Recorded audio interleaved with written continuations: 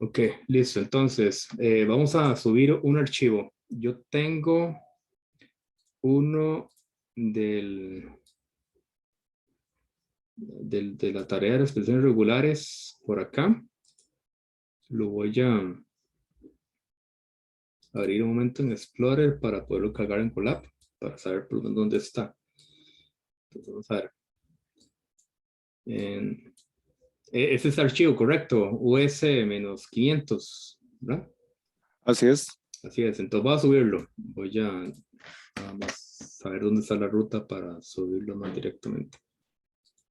Entonces, la sesión se conecta. Ok, y lo doy a subir.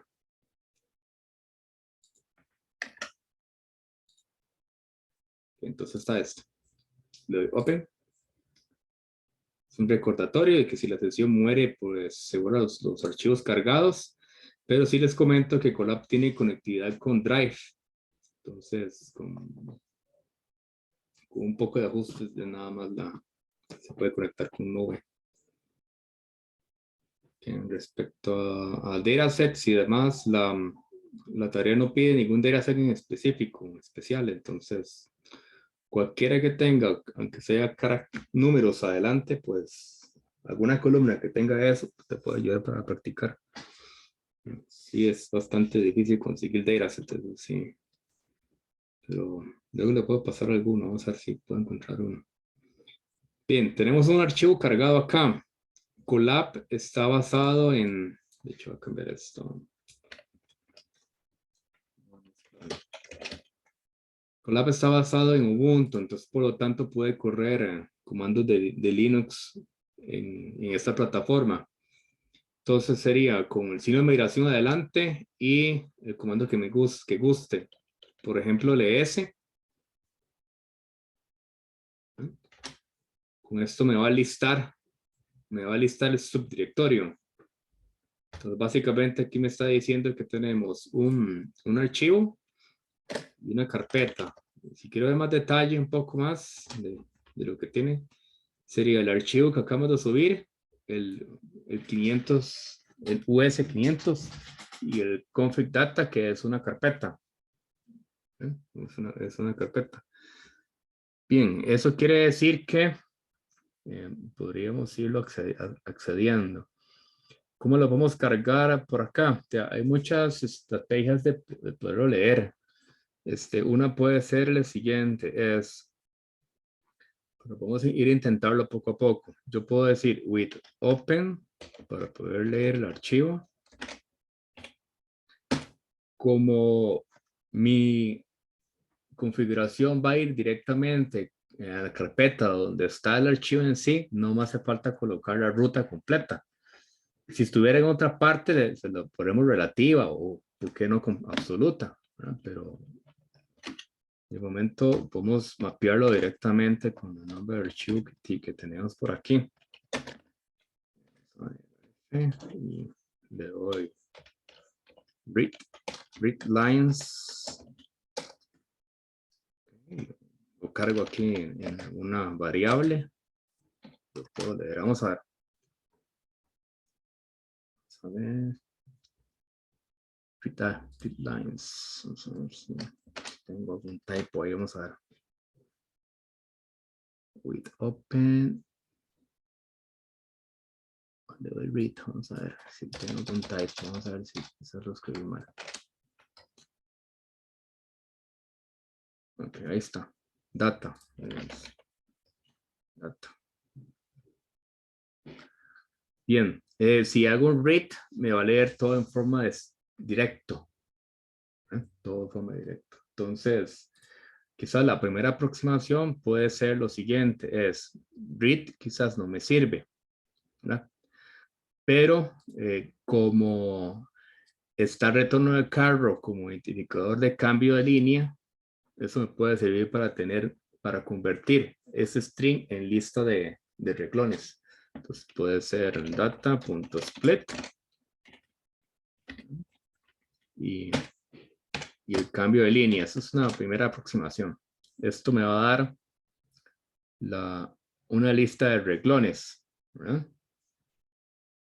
Ya, pero es bastante grande. Si uno lo pinta, es bastante grande. Bien. Eso puede ser nuestra primera aproximación, pero puede ser algo engorrosa. Lo que yo recomiendo por aquí es lo siguiente. Voy a ver si limpio esto un poquito para que no me salga mucha basura. Lo que puedo hacer esto, digamos. Hago la biblioteca de CSV, ¿verdad? Y con ella puedo hacer lo siguiente. Es muy similar con el with open. Entonces le digo with open, nombre del archivo, right? F. Entonces sería CSV. De hecho, yo he colocado por acá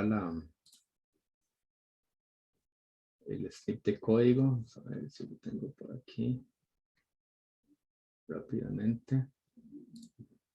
Reader. CSV Reader. Reader. Esta biblioteca de CSV, si le paso el puntero donde el archivo está direccionado, él me va a convertir. Voy a poner aquí mis datos, no sé.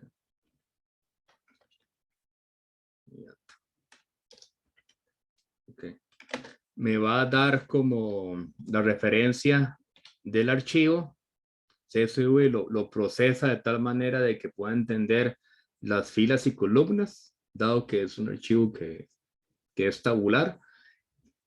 Pero mis datos todavía, de hecho, mis datos todavía no es algo que pueda leer directamente. Ocupo, pues, consumirlo, porque internamente tiene un iterador, un generador, por decir así. Entonces, si queremos que extraer a una estructura de datos que puede ser vista humanamente, vista humanamente, podríamos hacer lo siguiente. Entonces decimos data igual a list para que la variable mis datos se lea directamente. Entonces lo voy a cargar y data.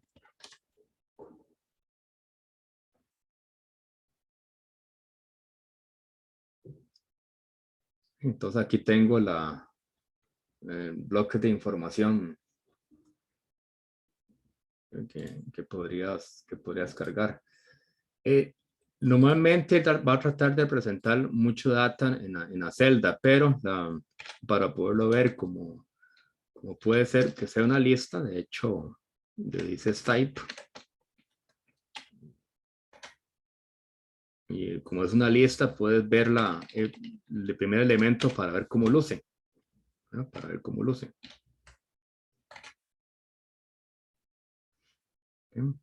El primer elemento son los encabezados del archivo. Entonces, este se sirve para saber si la primera columna representa el first name, el last, el company, address, country, state, etcétera, etcétera. Y con eso puedes ubicar cuál columna del archivo puedes obtener. Entonces, data y la primera posición nos da los títulos de las columnas. Por otro lado, si le hago data 1 para el siguiente elemento, quizás vamos allá aquí a caer con una información que nos pueda ser oportuna.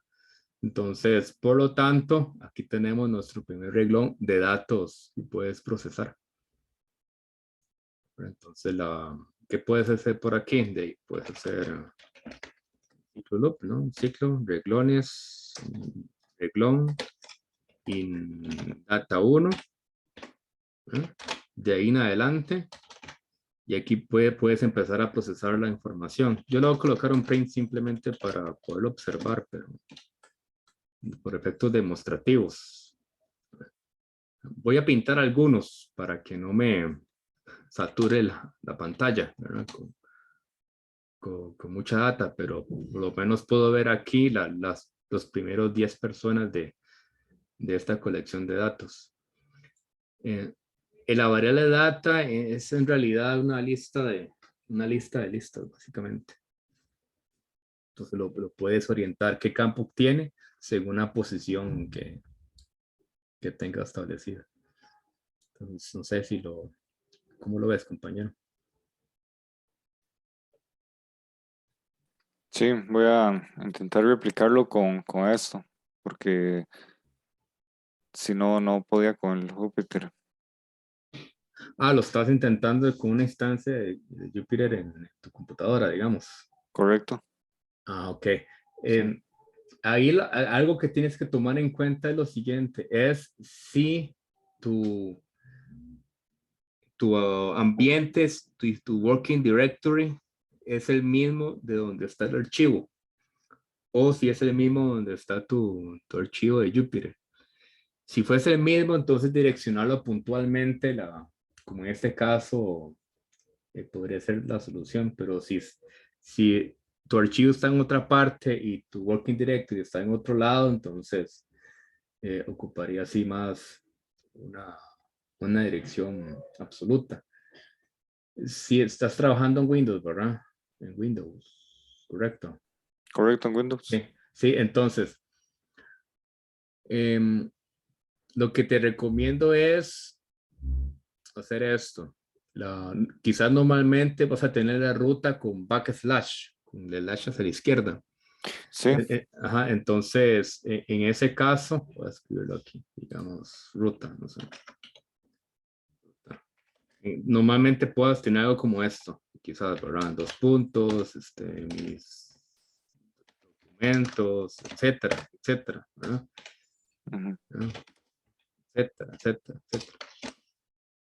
Aquí lo que puedes hacer es colocarle la R adelante para que pueda tratar esa ruta como un string completo con todo y backslashes, porque el backslash sin este tratamiento lo va a tratar especial.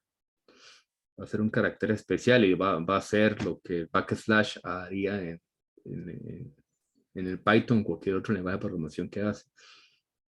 Hacer situaciones especiales. Entonces, esto es la primera recomendación, una R adelante. Entonces, Ujú. lo puede tratar, ¿verdad? Si también otra opción es pasarlo a slashes normales, ¿verdad? Bla, bla, bla, bla. Slashes normales puede ser una idea que te pueda servir. Ujú. Pero igual, digamos, puedes decirle a Jupyter que se puede ir navegando a través del directorio y con esto él te puede dar la ruta exacta. Ujú. Entonces, con eso podrías cambiar mucho. Por Y, ejemplo, y eso no tiene nada que ver, digamos, que tenga una versión más vieja de Excel o no, cosas no, así. Es que estaba, nada. digamos, estaba haciéndolo con un compañero, ¿verdad? Ujú, Le pedí ayuda porque no podía con eso. No sí. podía ni importar los datos. Ujú, Estábamos haciendo el mismo código y a él le funcionaba y a mí no. sí. Entonces, bueno, obviamente no intenté lo de la R porque hasta ahora veo. Entonces, estaría interesante verlo, Sí.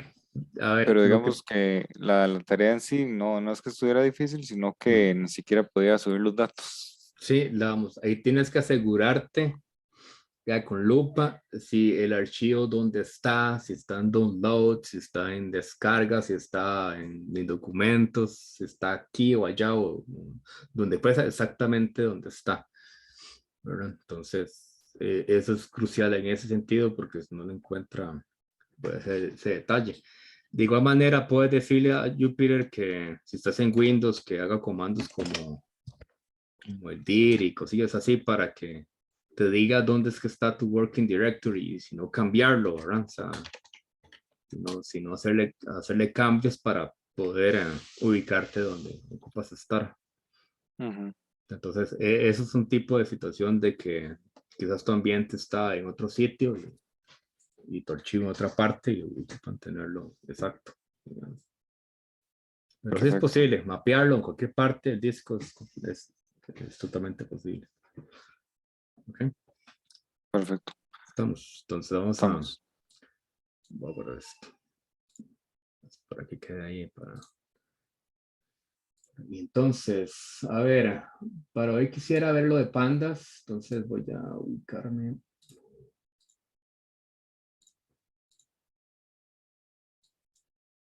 Vamos a ver si me deja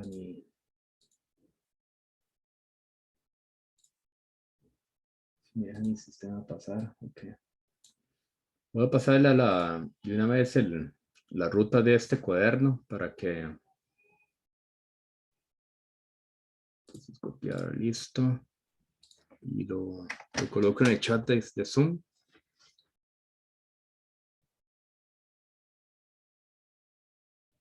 Entonces me avisan cuando ya lo tengamos por acá.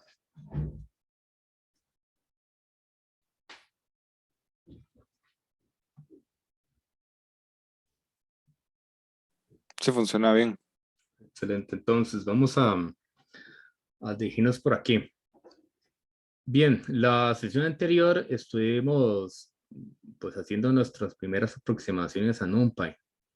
Bien, en esta ocasión vamos a hablar de otra biblioteca que es una biblioteca, diría que es hermana, desarrollada por la misma comunidad, en el cual trabaja en el proyecto de NumPy, que se llama Pandas.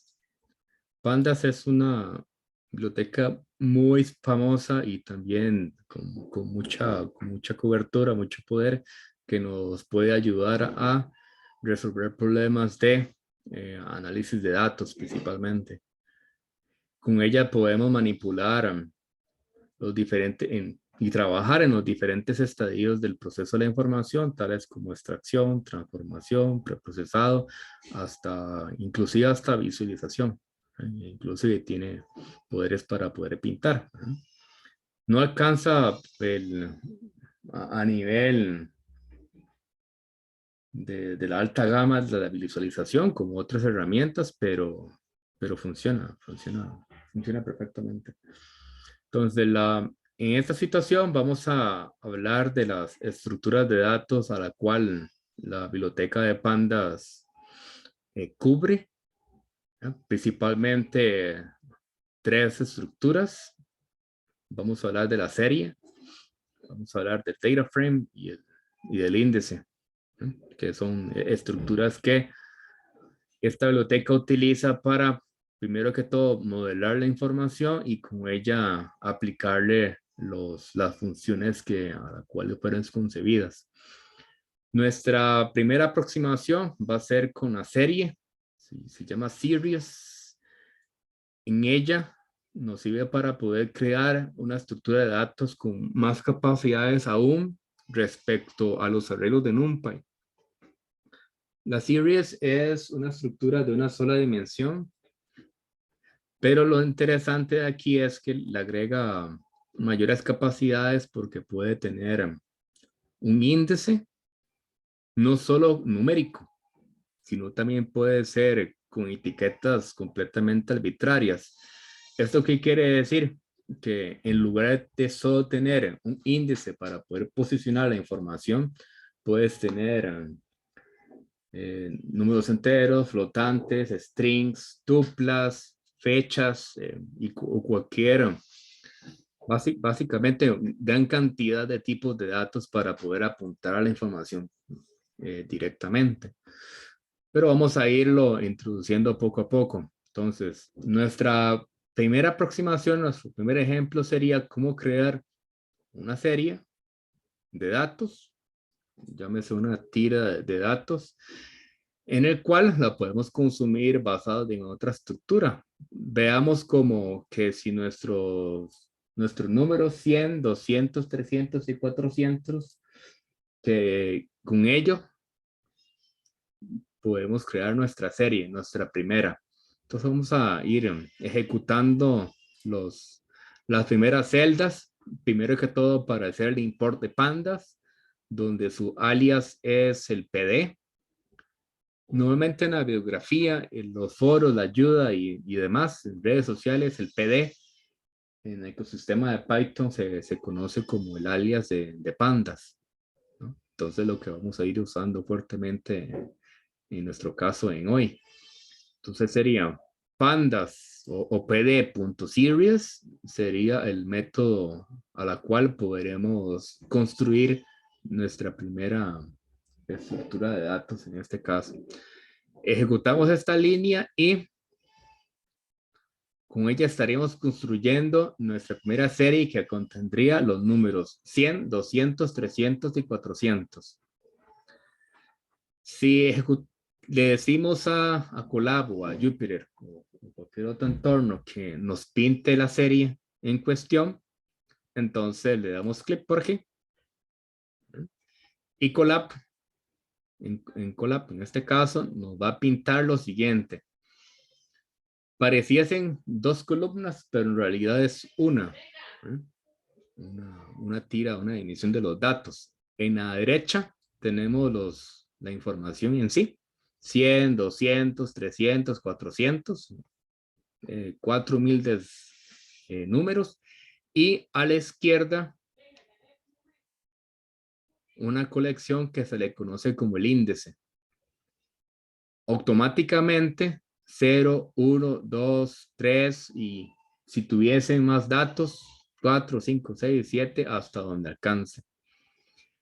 Es importante mencionar acá que este índice fue creado automáticamente debido a que no le hemos dicho a la construcción de la serie que tome otros valores. Pero si el usuario no colocó ninguno, automáticamente va a empezar desde 0 hasta donde alcance. Otra cosa que también muestra es que nos da el tipo de dato al cual corresponde nuestra información. Enteros de 64 bits que oportunamente creado. Bien, ¿qué podemos hacer con ella? Mucho y más que las otras estructuras, mucho y más que la lista, mucho más que el diccionario, mucho más que el arreglo de NumPy, pero comparte muchas cualidades. Por ejemplo, cómo acceder a los datos.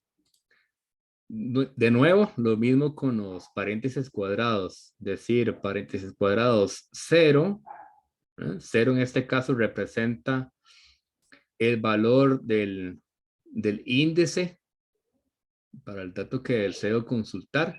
Si ejecuto esta línea, nos va a devolver la información que está detrás del 0, que está detrás del 0. En ella, el 100. ¿Qué pasaría si le cambio el 0 por el 3, compañeros? ¿Qué pasaría? ¿Cuál número saldría? Si le cambio el 0 por el 3 y ejecuto la celda 400, creo. 400, ¿verdad? 400. O sea, es compatible con las otras estructuras y eso es muy deseable, naturalmente, ¿verdad? Por todos los medios. Por supuesto, soporta los intervalos, es decir, desde 0 hasta antes del 2, igual que las listas, igual que los NumPy Array, naturalmente.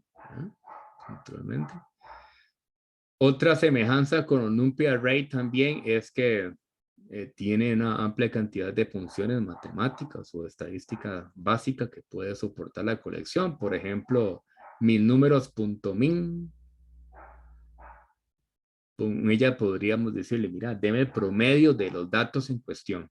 ¿Verdad? Si lo ejecuto, va a calcular el promedio o la operación que le indique por aquí, utilizando los datos que en ese momento tiene. Entonces, el promedio de nuestra información lo podemos condensar. No solo el promedio, sino también otras funciones que son típicas, ¿no? Decir la suma. Si me interesa sumar todos estos números, pues .sum hace el trabajo. A semejanza tal como los NumPy Array lo tienen. Entonces es un efecto también de compatibilidad, naturalmente. Naturalmente. Por otro lado, también se puede hacer los intervalos con saltos, igual que las listas, igual que NumPy Array, ¿verdad? Entonces lo ejecuto por aquí para mostrar que por supuesto puede tener esa compatibilidad, es decir, del principio a fin en saltos de 2. Si nuestros números tienen esa secuencia, pues es de esperar que el resultado fuese el que está aquí en pantalla. Eso es un paseo por las mismas cualidades que se tienen. Igual que el NumPy Array, podemos aplicarle a los operandos conocidos por nosotros, por ejemplo, la potencia, todos los valores de la serie elevado al cuadrado, lo tenemos aquí en nuestra mano. Por supuesto, es esperable cualquier otro tipo de operación, por ejemplo, la suma. Todos los valores de la serie sumado más con 2, es esperado que tengamos esto por acá. Por otro lado, por supuesto, la semejanza del NumPy Array,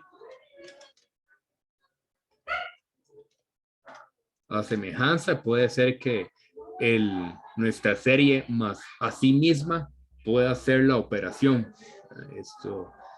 Esto también tiene efectos de compatibilidad.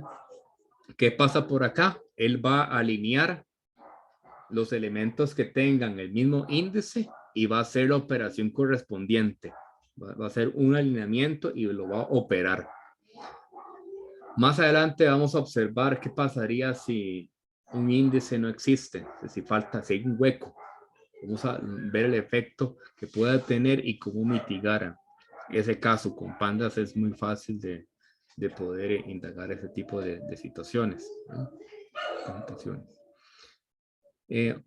Comentarios por aquí. Los arreglos de NumPy y las estructuras de datos de pandas, ¿no? Son dos bibliotecas hermanas, pues tienen compatibilidad entre sí entre las operaciones. Si queremos aplicarle la raíz cuadrada o cualquier otro método que NumPy tenga, ¿no? Pues es más sencillo si aplicamos la de NumPy versus si aplicamos lo que la biblioteca estándar de Python tiene, ¿no? O sea, en lugar de aplicar un mat square, como la que tengo aquí marcada, puedo aplicar el square de NumPy, ¿no? Entonces puedo obtener aquí como resultado la raíz cuadrada de alguna colección que dé.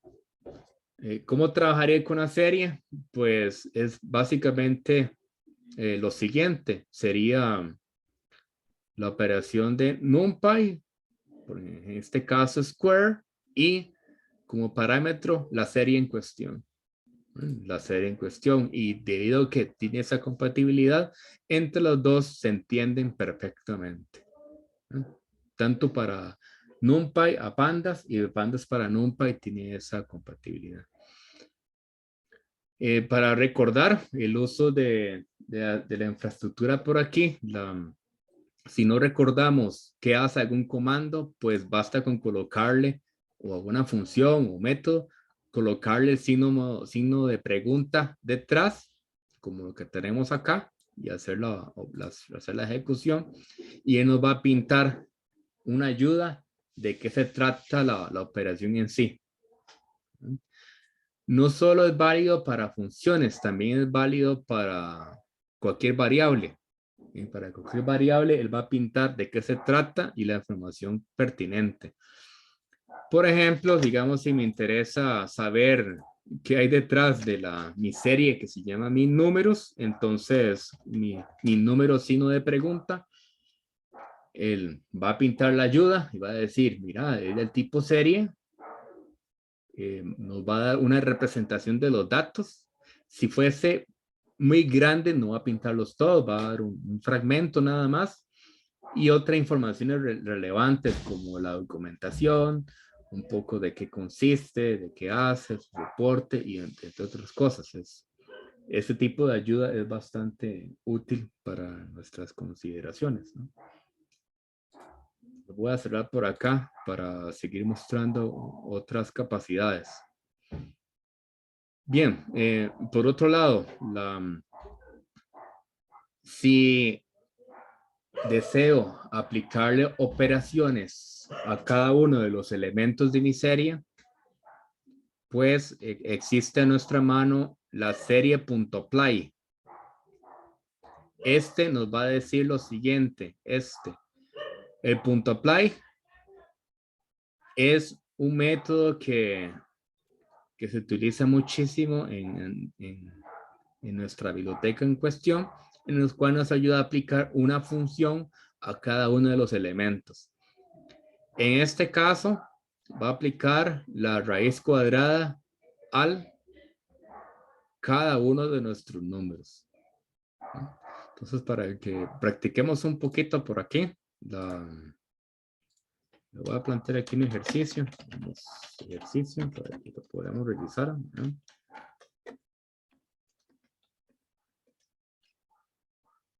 Que se tienen los siguientes números. 7, 4, 5, 2, 3 y 2. El paso 1. Crear una serie de bandas anteriores.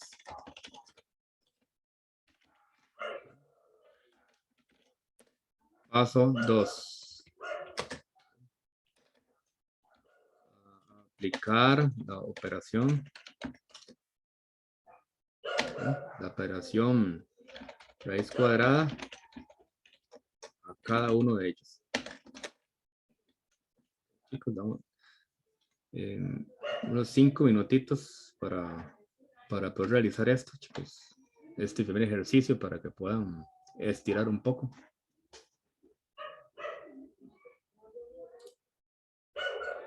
Compañeros. Perfecto. Sí, correcto, para que estiremos un poco.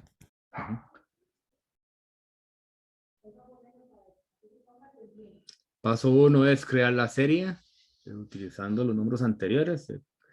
7 y 4, 5, 3, 2.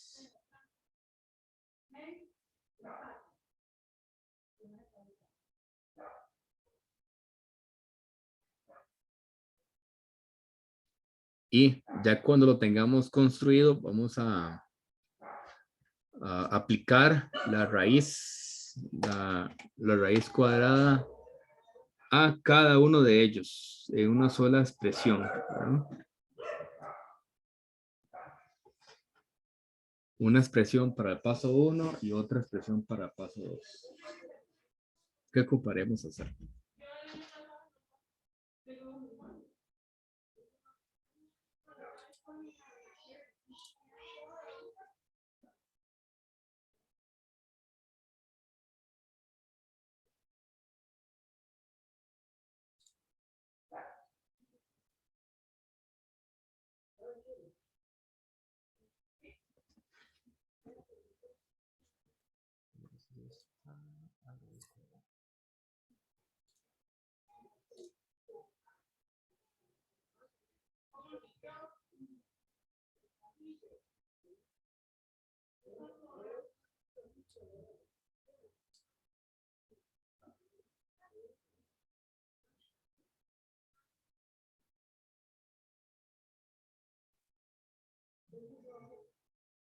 Listo.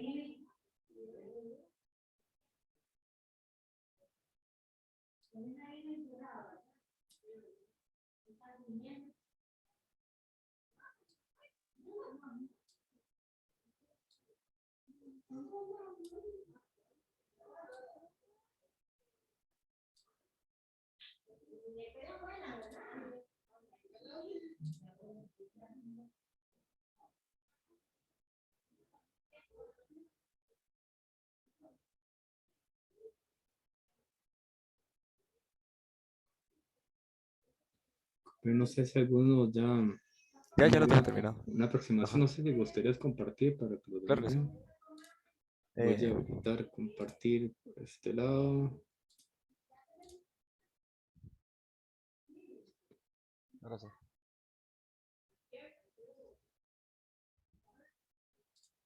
¿Se ve? Sí. Sí, sí. Es como vio el ejemplo anterior, crear la serie, números. Se puede hacer toda completa o uno por uno.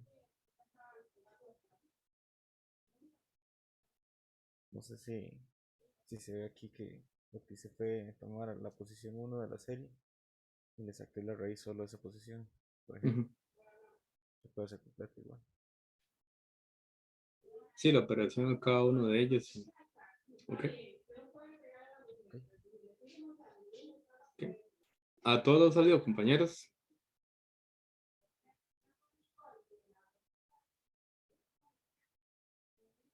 Chicos.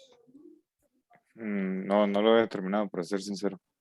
Sí, pasa un momentito. Ujú.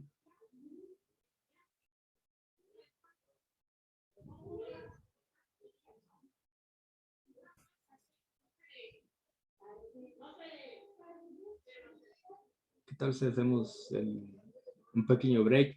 Tanto lo terminan. No sé qué les parece. Perfecto, está bien. Sí, sí. Entonces, nos vemos a las 7. ¿Qué les parece? Ok, nos salimos porque ya va a vencer aquí, ¿verdad? Sí, mejor nos salimos. Vamos a conectar a las 7. Perfecto. Ah, ok, Ok. Perfecto. Bueno, perfecto. Profe, consulta, profe, ¿es un break o algo así?